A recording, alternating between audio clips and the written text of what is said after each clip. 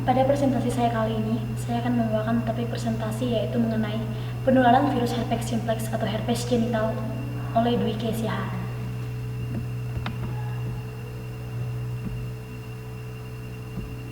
Adapun overview saya yaitu yang pertama, pengertian, yang kedua gejala, yang ketiga penyebab, yang keempat mekanisme terjadinya herpes, yang kelima pengobatan, yang keenam komplikasi, dan yang terakhir adalah pencegahan. Pengertian. Herpes genital adalah penyakit seksual yang disebabkan oleh virus herpes simplex atau sering disebut HSV. Gejala herpes genital akan muncul beberapa hari setelah terinfeksi HSV. Luka melepuh berwarna kemerahan, serta rasa sakit pada wilayah genital menjadi gejala herpes awal yang muncul. Mungkin akan terasa gatal atau sakit saat membuang air kecil. Infeksi yang terjadi disebabkan oleh virus herpes simplex atau sering disebut sebagai HSV. Ketika aktif, virus ini akan berkembang dan bergerak di antara sel-sel saraf. HSV dapat mengeluarkan dan masuk ke dalam tubuh melalui berbagai membran mukosa. Membran mukosa berada di beberapa bagian tubuh dan bersinggungan langsung dengan kulit, yaitu pada dinding mulut, bagian dalam kelopak mata, di dalam telinga, dalam saluran urin, di vagina, dan di anus.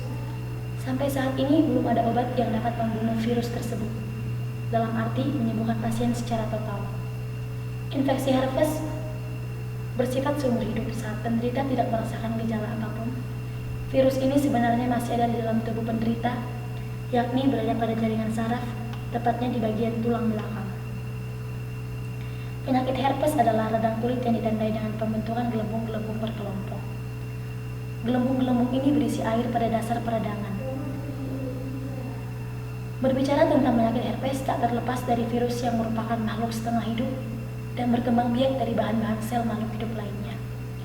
Untuk menghindari serbuan dari sistem kekebalan tubuh, dia akan masuk ke serabut syaraf dan membuat dirinya dalam keadaan tidak aktif. Akibatnya, sistem kekebalan tubuh akan sulit untuk mendeteksinya.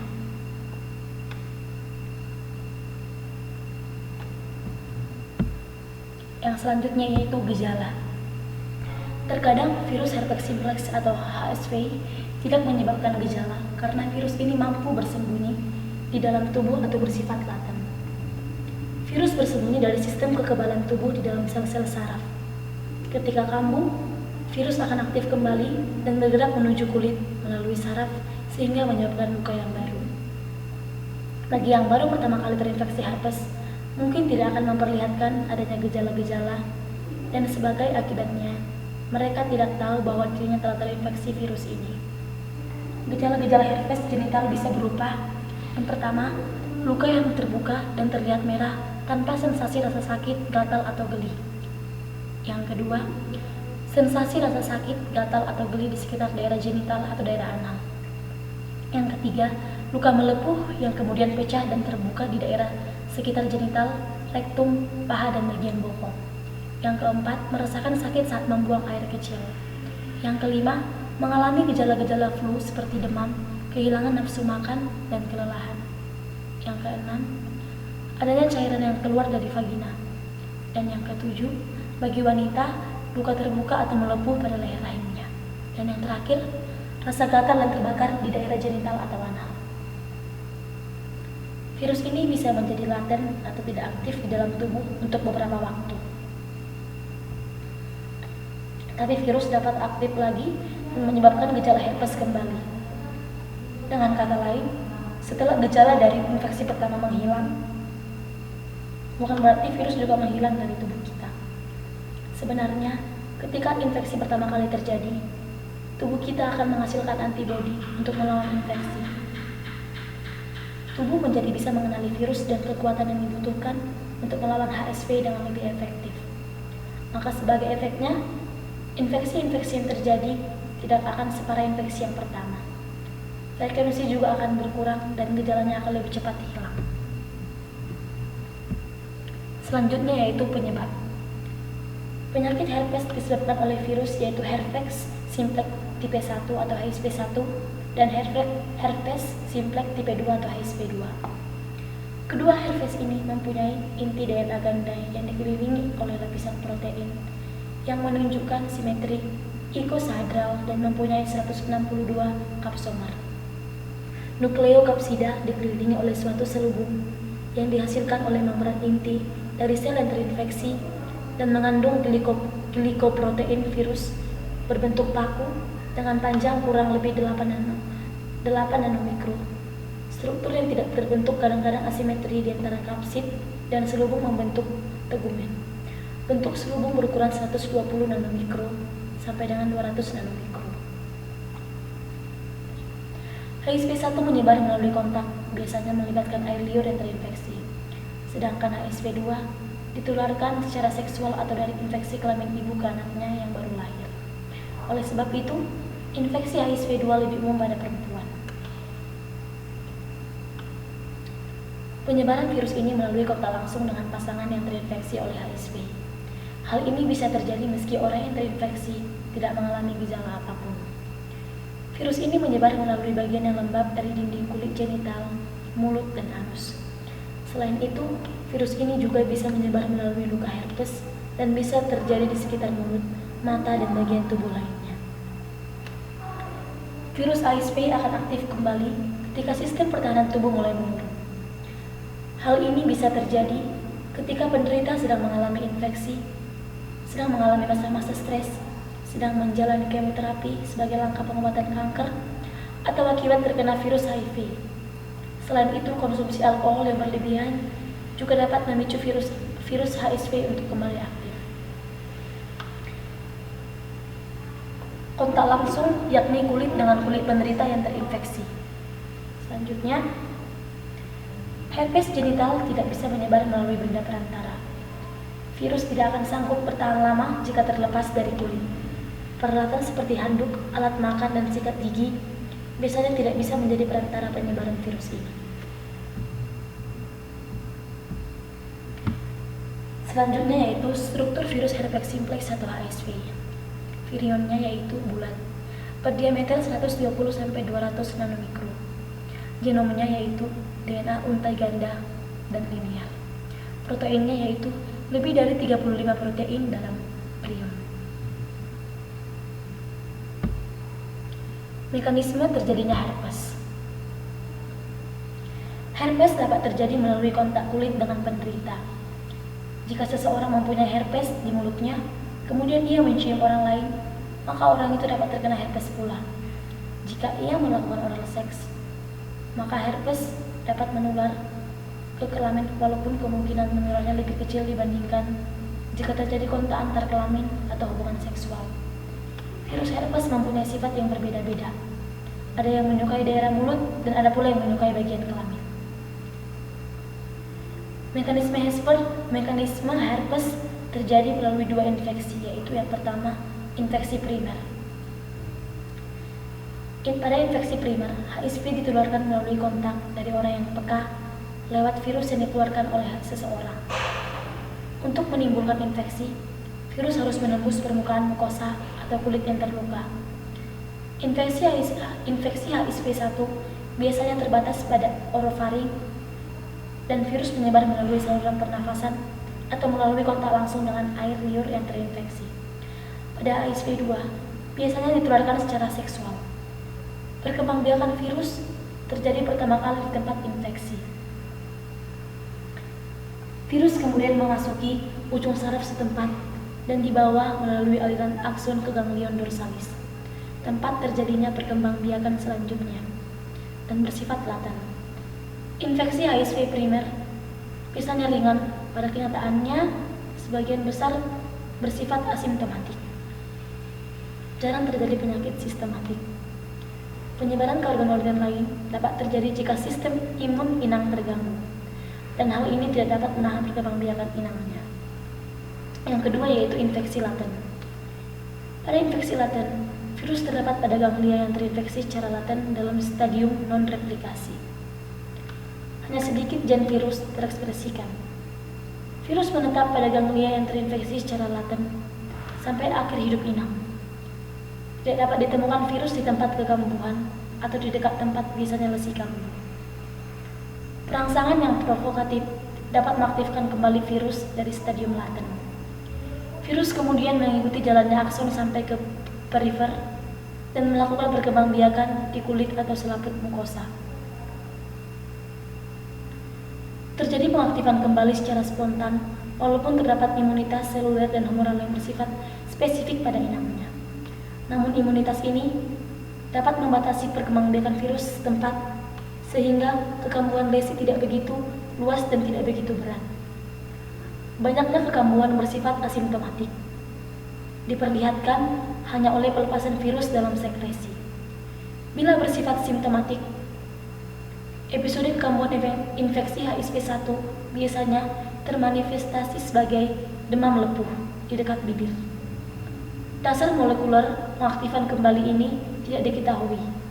Secara efektif, menimbulkan perangsangan antara lain luka pada akson, demam, tekanan fisik atau emosi, dan pemaparan terhadap sinar ultraviolet.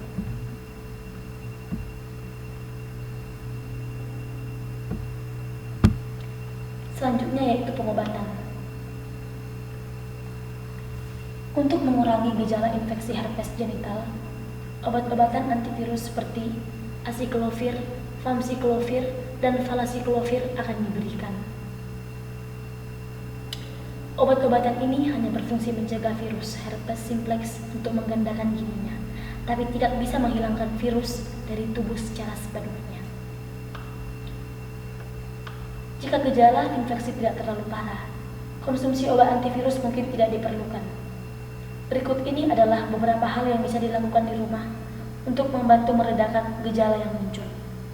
Yang pertama itu, tutup luka dengan es batu yang dibalut dengan kain. Untuk mempercepat proses penyembuhan dan meringankan rasa sakit, tutup luka dengan es batu yang dibalut dengan kain.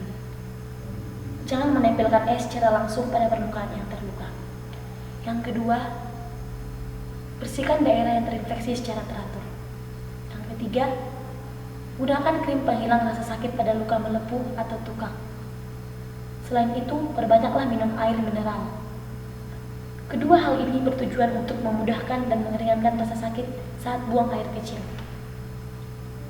Selanjutnya yaitu, gunakan pakaian yang longgar untuk mengurangi rasa sakit pada luka melepuh di kulit yang terinfeksi. Lalu selanjutnya, penanganan herpes genital pada pengidap HIV. Kemunculan ulang herpes genital yang terlalu sering bisa disebabkan oleh karena sistem kekebalan tubuh melemah. Ini berarti jumlah antibodi yang dihasilkan tubuh untuk melawan infeksi akan berkurang. Alhasil, gejala herpes lebih sering terjadi dan tingkat keparahannya menjadi lebih serius. Penderita HIV memiliki kekebalan tubuh yang jauh lebih lemah daripada orang yang sehat. Dokter spesialis akan menangani herpes genital yang terjadi pada penderita HIV. Bagi yang mengalami infeksi herpes cukup sering, disarankan untuk melakukan tes HIV. Selanjutnya yaitu komplikasi.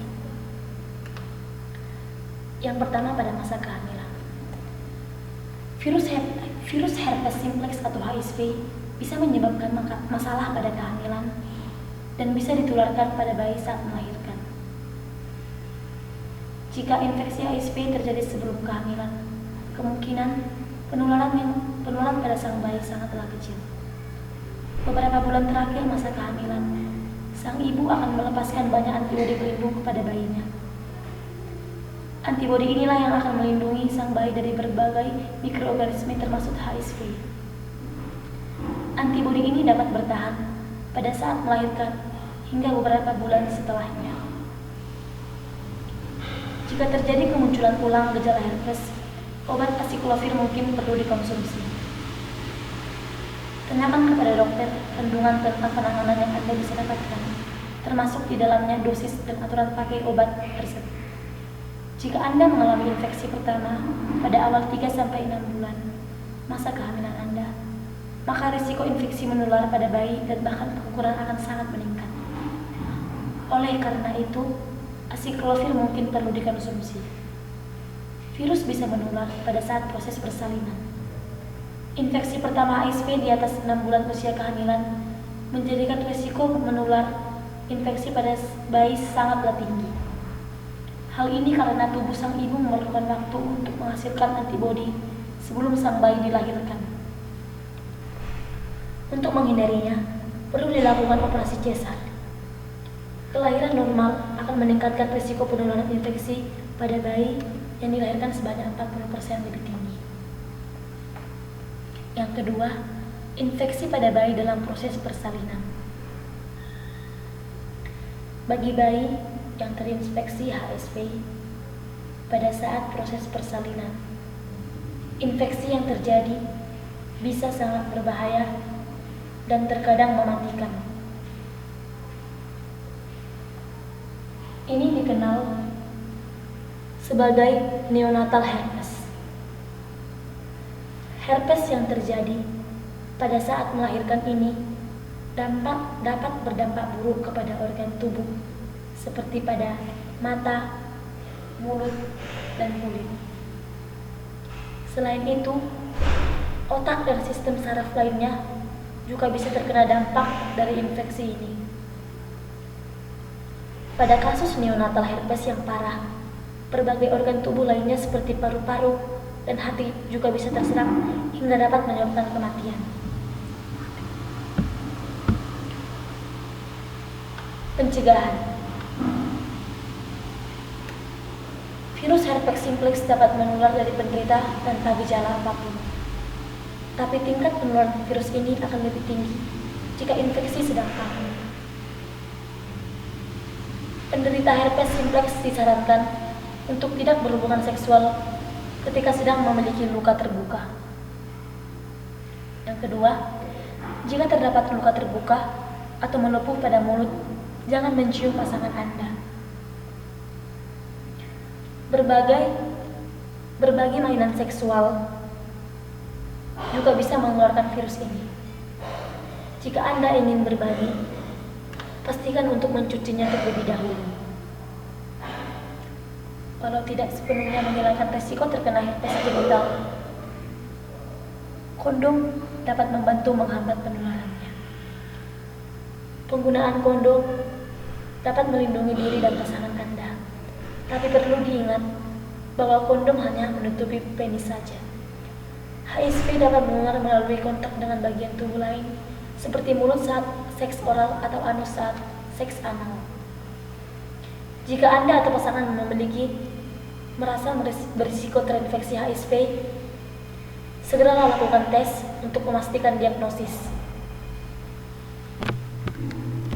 Perlu diingat bahwa gejalanya sangatlah ringan, sehingga banyak orang yang tidak menyadari sering sedang terkena terinfeksi virus ini. Selanjutnya, jika virus herpes simplex tidak bisa bertahan lama pada benda di luar tubuh manusia, virus ini membutuhkan tubuh manusia untuk bertahan hidup. Tapi tidak ada salahnya untuk menghindari risiko penularan dengan tidak berbagi handuk ataupun pakaian. Lalu selanjutnya, jika Anda atau pasangan merasa berisiko terinfeksi HSV, segeralah lakukan tes untuk memastikan diagnosis. Sekian presentasi saya, mohon maaf bila ada kesalahan kata. Terima kasih.